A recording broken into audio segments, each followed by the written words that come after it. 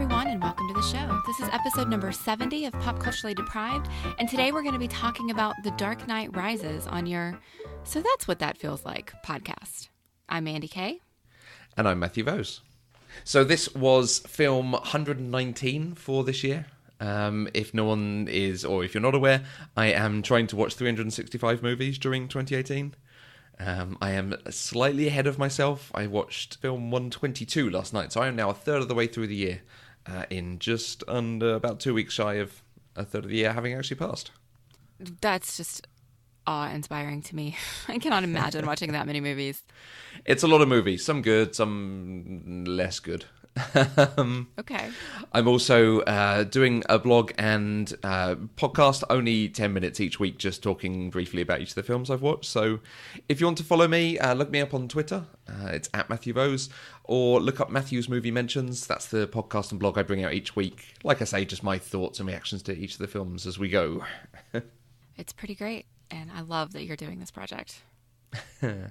We will see when we get to December, because I'm worried I'm going to get there and be like, oh god, I've got 80 films to watch in a month. Considering you're averaging well more than 7 a week, I don't think you're going to have that problem. Yeah, I think it's 8.1 a week at the moment, which is okay. I will stick to that, because then when I take a holiday, I'll catch up on myself. There you go. All right. So, The Dark Knight Rises. We covered The Dark Knight like a year ago now, a very long time. So it was a good time to return to this. How come you haven't watched this or the others in the first place anyway?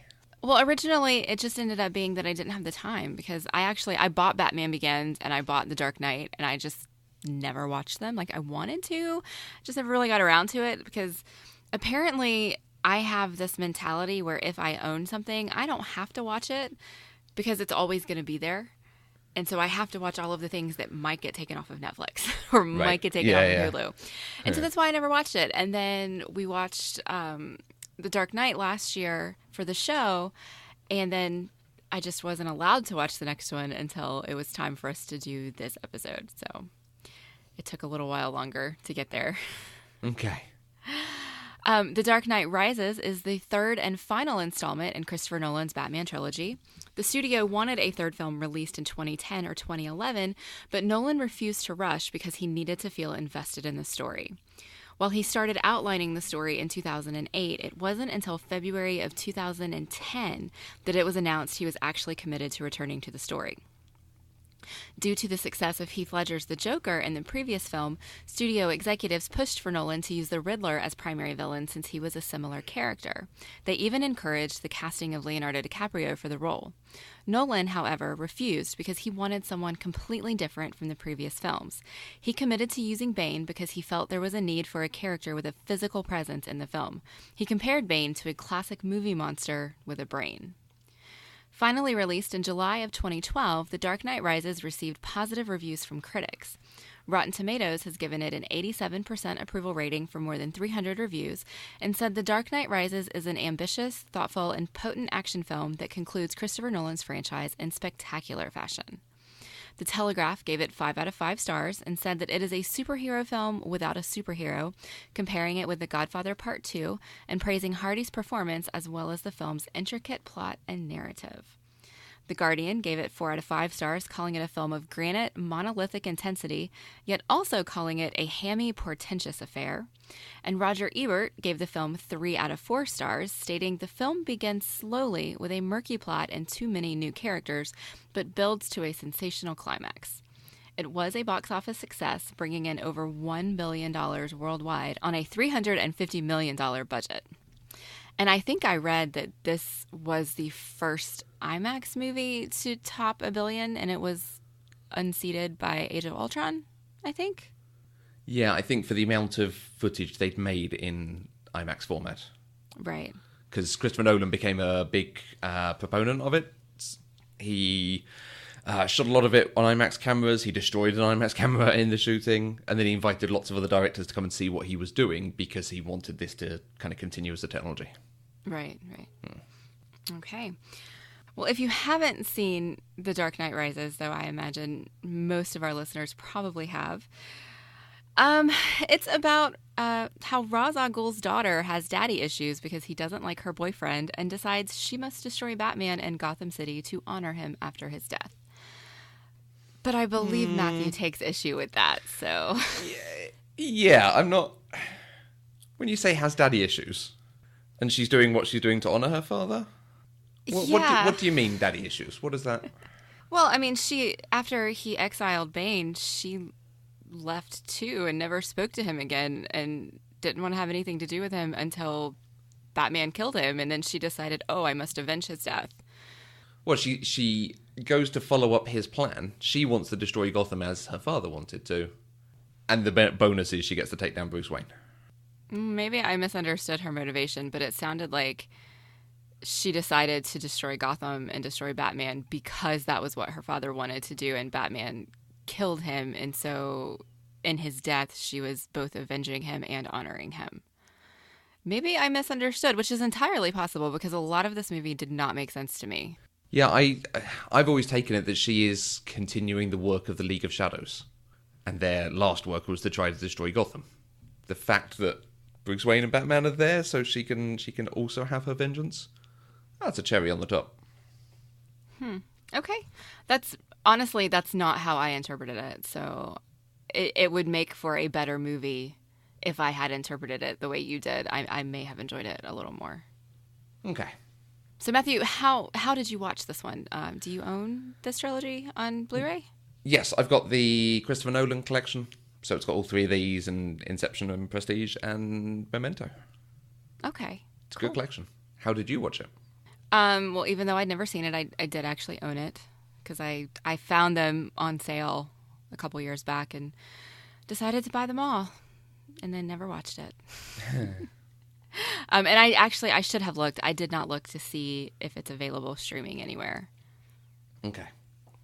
So we've got a couple of new people in this, particularly Tom Hardy and Anne Hathaway. What's your experience of them? Tom Hardy, I was surprised at how little I've seen him in because his name is just so familiar to me. People talk about him a lot. But it turns out I'd only ever seen him in Sucker Punch, which is a god-awful movie, and Inception, which is a wonderful movie. Okay. Yeah, you're missing some pretty good films in there. Yeah, I hadn't I know we've got Mad Max Fury Road on the list, and that is one of his greats. But generally, he's a good person to check out in a film. Well, I guess we will see some of those on the list later down the road. Anne Hathaway, I'm much more familiar with, going all the way back to her Princess Diaries days. So Princess Diaries, Ella Enchanted, The Devil Wears Prada. She was in Les Mis. She did Brokeback Mountain, Interstellar.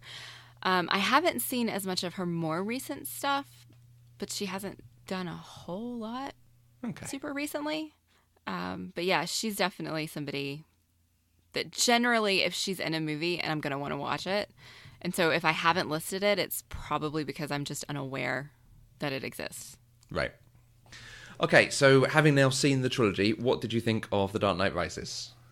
Well, I was disappointed in The Dark Knight Rises because I really enjoyed Batman Begins and I really enjoyed The Dark Knight. And then this movie was so different, I think, that, and it wasn't what I expected. So I didn't really enjoy it, and it was a chore to get through.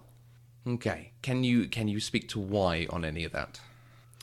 I think the primary thing, and it took me until the movie was over to really be able to articulate this. If you look at my notes, I did have, because this movie is so long, I had over 100 thoughts in my thought stock. And a lot of them, particularly early on, is who is Bane?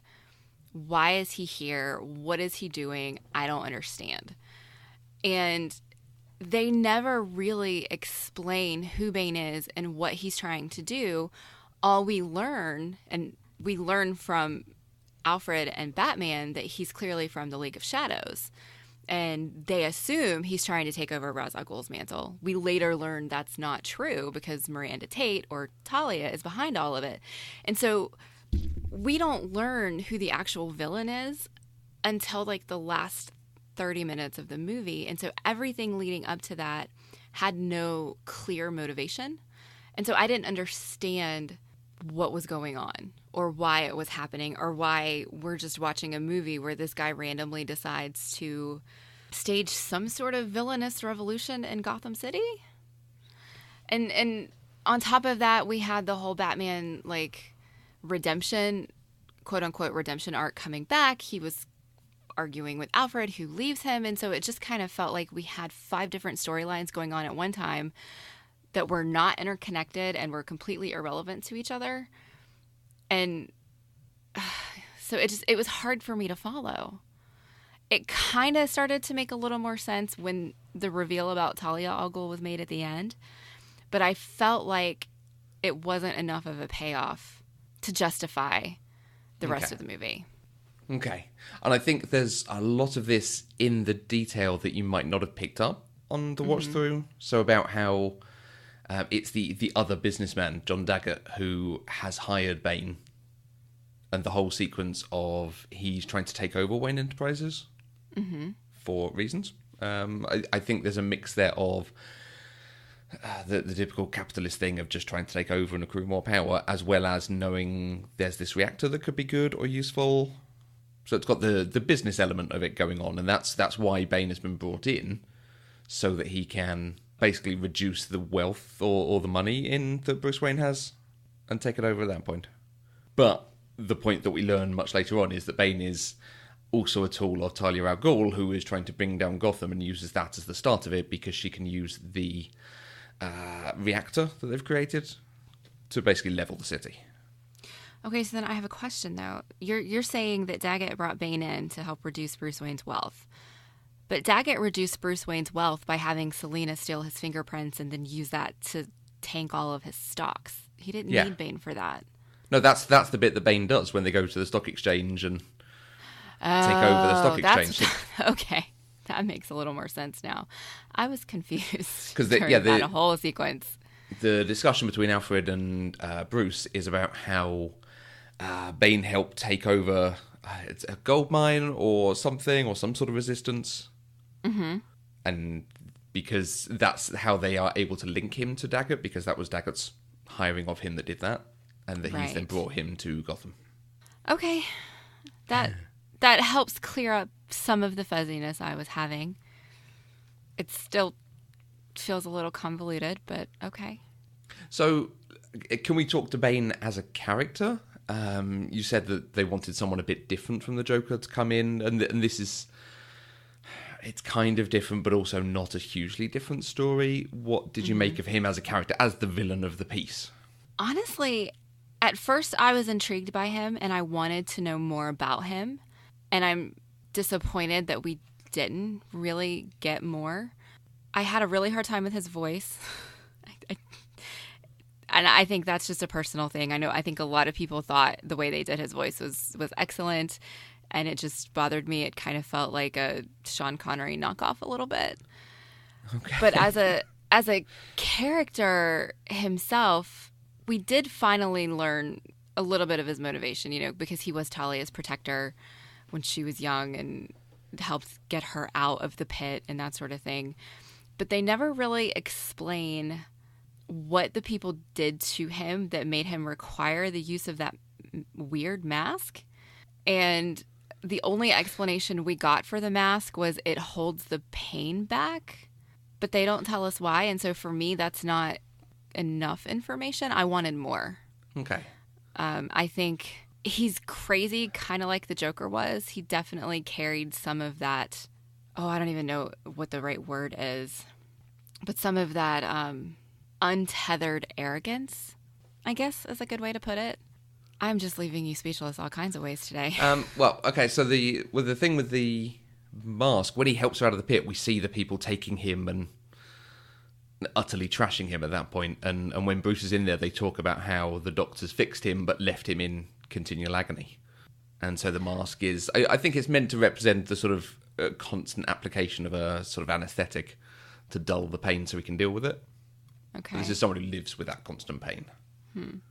I'm not sure there is any more to get other than the fact he's too extreme for the League of Shadows, which is why he's excommunicated there. So that's kind of telling us and setting up, okay, this is someone who's quite extreme. And we do get that. His sort of speechifying I give it back to you, the people. And trying to seem like such a benevolent comer to, the anti 1% sort of thing. Right. But actually, he is just looking to destroy the city. His whole speech about, there can be no despair without hope. So he's giving them hope, even though he's going to destroy them anyway. Mm-hmm. I quite like that.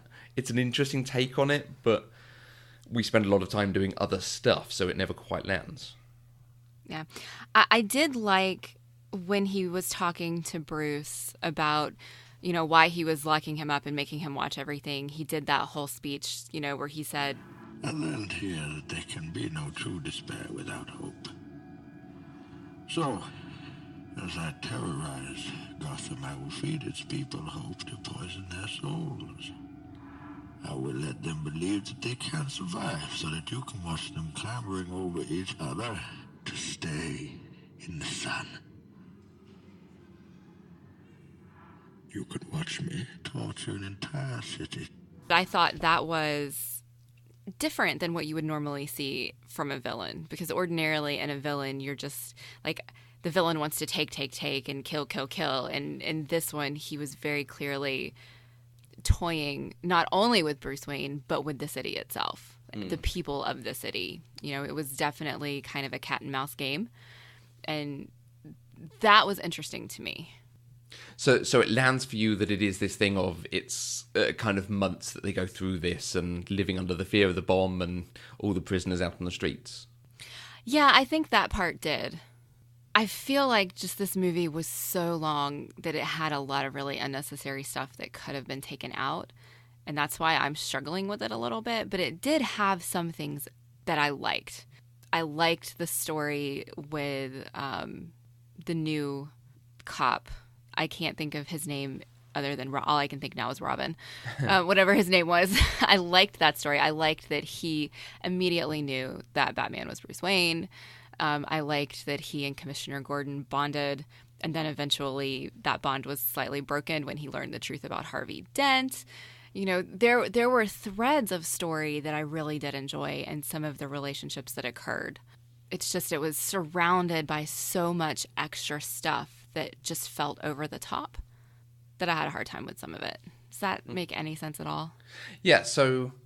And part of the reason for asking that is because this is a film that's hamstrung by its source material somewhat.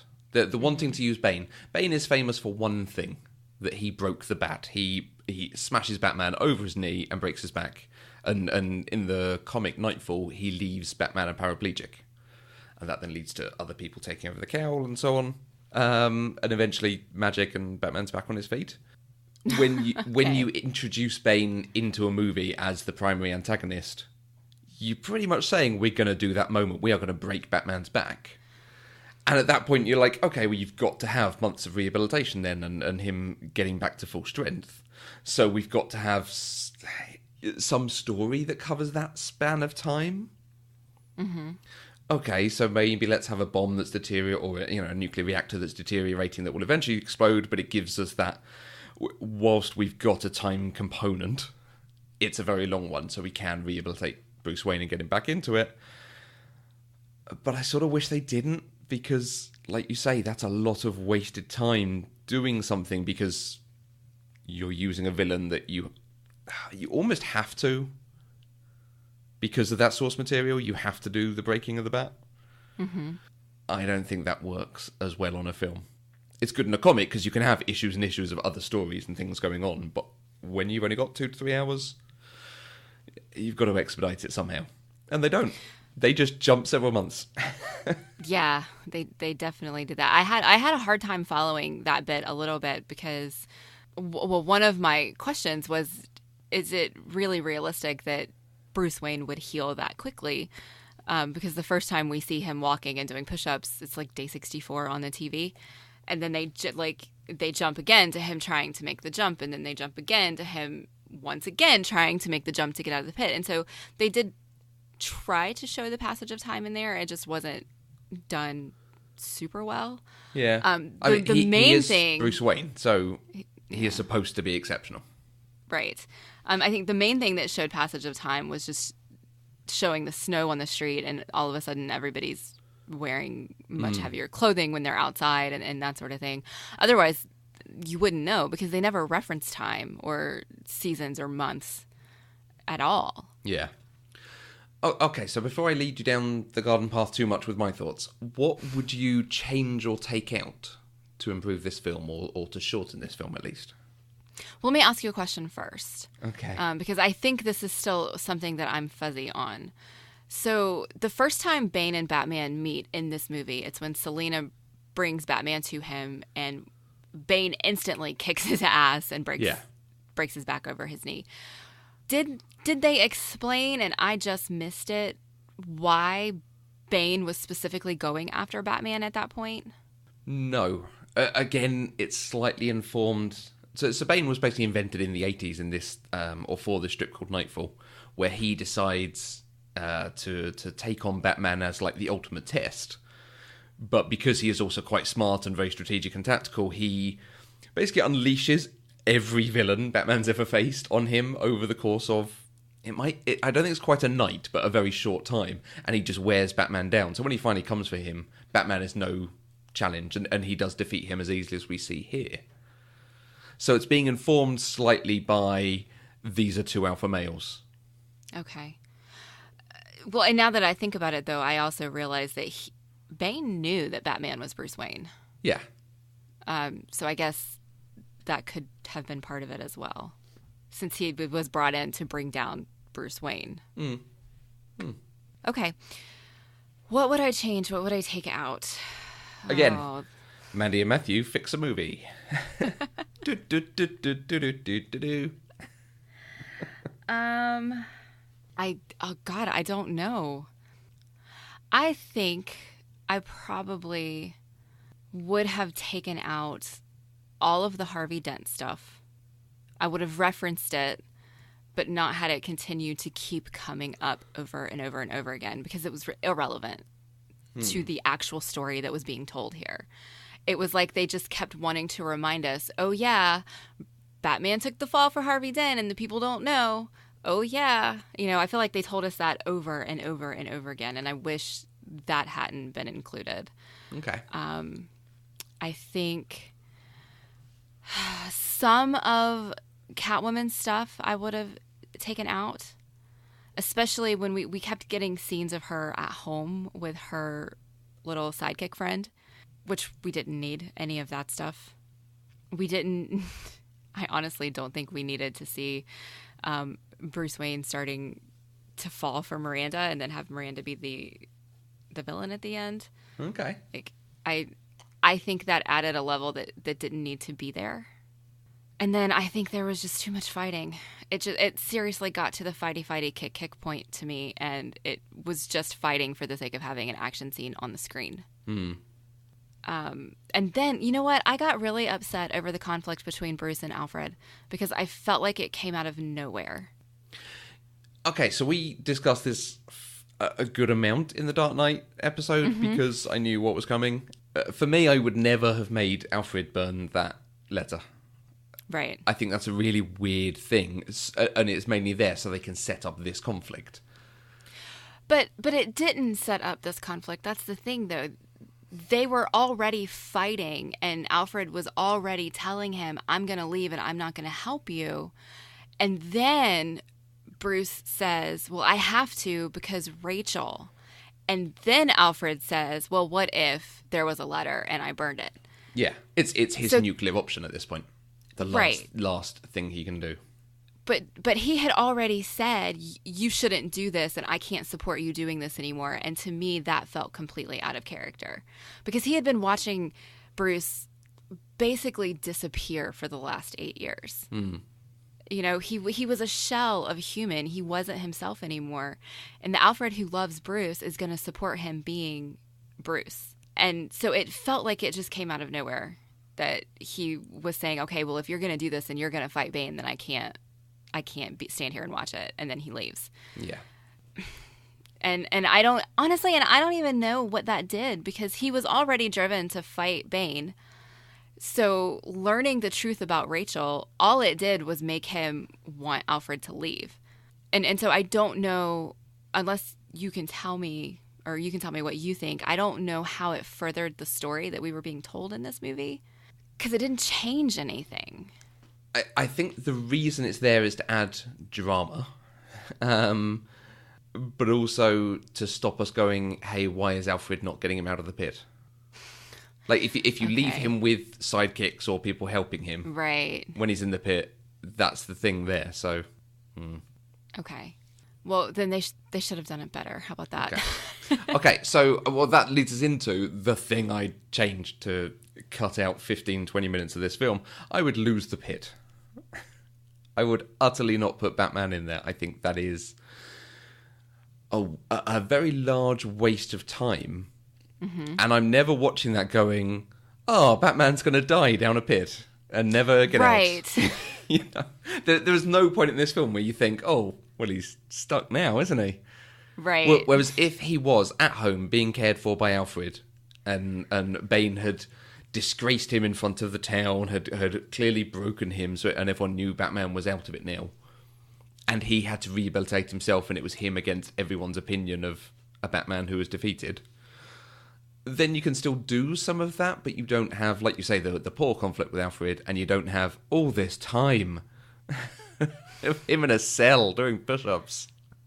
Yes, I think you are exactly right. Yeah. I think that would have changed enough that it would make more sense to me, and two, it wouldn't feel quite so unbearably long. Because this movie is 2 hours and 44 minutes long, and that is a lot of Bane and people killing each other.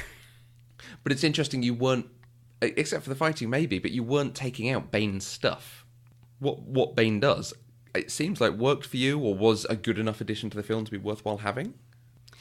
Yeah, I guess when I say it was a lot of Bane, I mean it was a lot of people doing Bane's orders. And that was the part. So Bane himself, like his lines, the things that Bane does for himself, I appreciated, I think. But so much of the movie was people following Bane's orders and like making his plan work. And those are the things that I feel like went on forever. Right. See, I can't think of any of them specifically to say whether they're worth removing or not. I think they are still important because it is a very elaborate and very clever plan that they put into place. It's one of the things I enjoy about this film is it's actually got some good sort of villains' plans in the same way The Dark Knight did, and a little bit in the way that Batman Begins doesn't. They're going to fry a chemical in the water by using a train. Okay. Right. Okay. You know. Yeah, I don't know. I guess I just have complicated feelings about this movie. And I think it's almost good you coming to it this way. There is another film on our list that is obviously not the same story, but is kind of the same story. Someone that's split in two ways, taking on a city or committing a crime, but at the same time having vengeance on our protagonist, which I'm hoping we're going to be covering at some point this year, so I won't go into it, but Okay. I think it does it better because it brings the two stories together better. The Vengeance Against Batman and The Destruction of Gotham are, by and large, two very separate stories. Right. I think that's why I ended up confused through a lot of the movie, and I didn't really understand what the motivation was and how they fit together. By and large, I would have liked them bringing the stories together more neatly, other than it's Batman who wants to save the city. Actually have whatever they do to Batman have an impact, or have some way that he can reverse it to then use it back at them. Because in the end, it ends up very video gamey of punch him in his mask and that's how you defeat him. Shoot the glowing spot to take down the boss. Right. Yeah. That last fight was almost comical, the way it was very, very pulled straight from the pages of a comic book. Yeah. We did get some feedback from several of our listeners, and I think there are other people out there who also have complicated feelings about this movie like I do. But there are other people who also really, really enjoy it the way Matthew does, which I think is awesome that we can all have our own opinions. Yes, our friend Alan, who is at Chipper Allen, said, I really dislike how the character of Gotham is inverted. In the first two, Bruce believes that the people of Gotham are basically good and worth saving, while the villains believe they are evil at heart. This time, Bane is right. Gotham goes post-apocalyptic easily. I'm not sure. Because it is the criminals being let out on the street that really goes for it, because they've locked everyone up over the years under a falsehood. Mm-hmm. So it's people trying to do the right thing, but for the wrong reasons, or the wrong thing for the right reasons, whichever way around that works. But I think we do get the two armies clashing at the end. So we have the people fighting for good, and we have the guy who eventually, Matthew Modine puts back on his dress blues and goes and faces Bane's army. Mm-hmm. Yeah, I think kind of what happened after... I mean, Gotham does go post-apocalyptic pretty easily and pretty quickly, but I think why that happens is because, like you said, all of the people got let out of jail. All the villains got let out of jail. And so the good people of Gotham who were worth saving went into hiding. The entire police force was trapped underground. You had people like Matthew Modine's character hiding in his house with his wife. Like, he wasn't out in the world participating in anything. You had all of the children hiding. So the good people of Gotham, we just didn't see them because they were scared. And it was all of the people who were making it go post-apocalyptic were Bane's people, the people who were let out of prison, and the people who thrive on chaos. We even get to see Catwoman getting an apple back for a small urchin boy and beating up two thugs. Right. And so I'm not sure that I think Bane is right, but I do think that is what they were trying to show us. I think that's kind of what Christopher Nolan wanted it to feel like. All of a sudden that Gotham is no longer the city that's worth saving, especially since Batman's not there. Yeah. I don't know. Yeah, and again, that's why it would have been better with a more public defeat of Batman by Bane. Mm-hmm. And again, I'm taking that a little bit from the source material, but that's partially what he does. He shows, like, I have beaten the Bat, so I get to rule over this as my domain, because I am the best. If we'd seen that here, you could have seen the people giving up hope, because Batman is supposed to be a symbol of hope. Right. Yeah, you know what? I think that you're right. I'm thinking about it now, and at the point that Bane breaks Batman, the people of the city still don't know that Batman is a good man. They still think that he's the one who was responsible for murdering Harvey Dent. And so at that point, Bane does break Batman, but he's not breaking the symbol of hope for the city because that doesn't exist anymore. Yeah. Yeah, in some ways, you're right.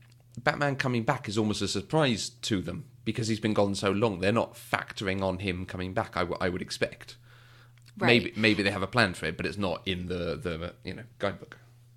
Yeah, honestly, if I had been a citizen of Gotham and seen him come back when he did, I would have been like, well, where was he the last 5 months while this was going on? Why is he coming back now, like right when the bomb is about to go off? I understand from the movie's perspective, it's drama and climax and conflict, but, it just... Yeah, I think it could have been done better, and your way is better. It misses a step in there, doesn't it? So, Yeah. Okay. We also had our friend Kate at Inferior Kate. She said, I generally think Christopher Nolan is a hack who doesn't understand how not to fridge women. Also, this movie was predictable and terrible. Anne Hathaway was amazing. I wholeheartedly agree that Anne Hathaway was amazing in this movie. Hey, Kate. Why don't you tell us what you really think? I think this comment is interesting, though, because I don't see a woman who got fridged in this movie. No, but before this came out, there was a very famous article about how he fridges women in all his films. Which is a little hard, because I think the example from Batman Begins is Martha Wayne. Like... I'm not sure you can blame him for that. No, you can't. It's also The Prestige, which is not his material. But when you come to Inception and you come to The Dark Knight, yeah, he very much fridges the women in that. Oh, absolutely. So he definitely did in The Dark Knight. I don't remember enough about Inception, honestly. Leonardo DiCaprio's whole mental state is because his wife is dead. So okay. and we get to see her die 4 times during the film. Like, Wow, yeah, I clearly don't remember that. yeah. And it's, he makes films about men from men's perspectives. So fridging is not a good way to do it, but it is always a trope that gets relied on in the same way we do superheroes and their parents. Yeah. Yeah, always superheroes and their parents. Mm-hmm. I think, is there a member of the MCU crew who, like on the Avengers, who doesn't have an issue with their parents dying? I don't think so. Drax is his wife. There we go. Yeah, I'm trying to think, and it's either we don't know, like they don't have parents, or we just don't know about their parents, or their parents died and that's fueling what they're doing. Yeah. Wow. Doctor Strange 2, he became a surgeon because his father needed surgery and no one was good enough to do it. Okay. Interesting things to think about. It's a real show, and it's particularly watching the Arrowverse every week as well, because that very much does parental issues too. Mm-hmm. Why don't you tell us how you really feel, Matthew? Yeah. And actually, because you've watched Flash in previous seasons, haven't you? I think you're not up to speed this season. Pun intended. But because Zoom did the Bane thing to Flash a year or 2 ago. He broke Flash's back and then held him in front of the gathered police or the gathered TV. Oh, yeah, I think he took him to the TV station and showed, I have beaten your symbol of hope. I will now take over this city. It's a thing you do when you want to break a superhero. I think that was in complete homage to Bane. Okay. Yeah. Yeah, I definitely wouldn't have picked up on that, since I had no idea who Bane was at all before I watched this movie. I had never even heard of him before this movie. And then all I knew was that he was Tom Hardy in a weird, creepy mask with a weird voice. Yeah, I know stuff. Okay. We also had Brandon at Shoe Size 38. He said that stadium scene is unreal. It's so well textured, and the noise of Bane through the mic is quite memorable. Gotham! Take control! Take control of your city! Honestly, the only thing I remember from the stadium scene was my pure incredulity that Gotham City has a football team and their colors are yellow. Cool. Okay. Brandon is... It just felt out of place. Brandon is utterly right. That is an amazing scene. I think it was the first thing I knew about the film because there was a lot written from the extras who were there filming it. Okay. And there is video of people up in the bleachers, up in the stands, while Spain is on the field giving his speech. And there's like lots of comments and speculation of who the other people with him are because they're so far away they can't actually see them. Okay. And there was even this was why we expected Robin to be in the film, because when there's some people in the stands holding up the rogues' letters for each of the rogues, the Gotham rogues, and the R is in the style of Robin, the modern Robins are. And it's like, that's an interesting touch from a director who is so concerned with detail. Okay. Yeah, see, I read an article, kind of like interesting facts that you never knew about The Dark Knight Rises. And they went through and kind of talked about all of the detail that was in the movie leading up to like the Miranda Tate reveal. So that if you were really immersed in the source content and were really paying attention and kind of understood the world, it wouldn't have been quite as much of a surprise. And I think I always really enjoy it when a director puts in that level of detail. But I wish that I knew enough about the source material to have recognized it, because it completely went over my head. Even like you're saying, the R for Robin, completely. I would never have noticed that just because I wouldn't know to look for it. Yeah. And like it's nice that they do make elements like that in there for superfans, because otherwise people who really, really enjoy Batman things won't get much out of this.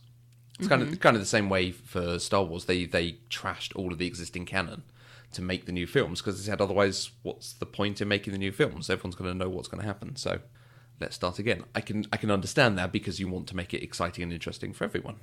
And also, like, the thing they do with Talia, you know, the fact that the two of them sleeping together, that is very much in keeping with how Talia has been told for the last 20 years of she's kind of the love of his life, the perfect partner for him who has a child with him. So, oh, see, I had no idea. My only reference point for Talia is the Arrow. okay, Is the Talia al Ghul we get in Arrow? yeah, and even then it's mostly Nissa. We don't get much of Talia. Yeah. Yeah. Yeah. Again, it's a last few years introduction for Batman, but his son Damien that he has with Talia, although she doesn't tell him until he's like 10. So. Wait, are you saying that Damien Dark is Batman's son? No, I'm kidding. And finally, we had a comment from Paul at Mampers84. He said, meh, the only thing memorable is Bane's voice and the football scene. But there are potholes and continuity errors you can drive a Batmobile through. Like, how does Bruce Wayne escape the cave and get past the bridges, for one? And I'm really glad he brought that one up because that's the one that really pulled me out was how did he get onto the island? Like, how did he... All the bridges were essentially destroyed except for the one that the army was, like, keeping people off of. So how did he get back into Gotham with nobody knowing? You know that he's Batman, right? Yes. Like, he can do a lot of stuff most people can't do. Okay. So that's the answer, because he's Batman. Yeah, he repelled across the bridges and under the cover of darkness. Who knows? Okay. All right. But- okay, I'll let it go. So, is there anything you enjoyed in this at all? I did. I really, really enjoyed Anne Hathaway's performance as Selena Kyle and Catwoman. There was nothing that she did that I didn't like. I mean, there may have been some story elements that I didn't quite appreciate, but Anne Hathaway was amazing. So Anne Hathaway is pretty much my favourite thing from this as well. Like with Heath Ledger, there was a bit of thing about casting her, like, oh, how can you cast this princess person? But she is pretty perfect at it. I mean, I can't think of anything she's done where she's had this sort of femme fatale thing going on, but she is really good. Yeah, I think this may have been her first action movie. Is it her only action movie? Possibly. But she's excellent all the way through. She's very, very... she carries that confidence very well that she doesn't normally have in some of her roles. Yeah. Even stuff like when she does betray Bruce and Bane breaks him, she's standing there in her suit and you can see the tear that's coming out of Anne Hathaway's eye because she's sad that the Batman is broken. Like, that's just a detail that came from her that I thought was really good. And she had that, like, stoic confidence that you don't often get to see from a woman in a movie like this. Usually women are portrayed as over-the-top emotional or hysterical or too on the opposite end of the spectrum, too hard and too cold. And somehow she was able to portray this character kind of right in the middle. And I thought that was really nice just because you don't get to see it very often. Yeah. And you've seen Batman Returns, so you'll know Michelle Pfeiffer's appearance as Selena Kyle. It's not too dissimilar. It's obviously a much more up-to-date with a different background, but she carries it in the same sort of way. Confident, Right. not giving a damn, out for number one. And it utterly works. The other thing I really liked, of course, is a scene that also does have Anne Hathaway in it. The ending, I was absolutely convinced that they really did kill him. I should have known better. Honestly, I should have known better. I've seen enough of these kinds of movies to know better, but I really thought they killed him. But then they cut to the scene with Alfred in Paris, and you see him look up, and all of a sudden I'm like, oh my God, he's not really going to be dead. He's going to be sitting there. And then when they show him sitting there, he's sitting there with Selena. And I really liked that because I know that right now, I just saw it like 2 days ago.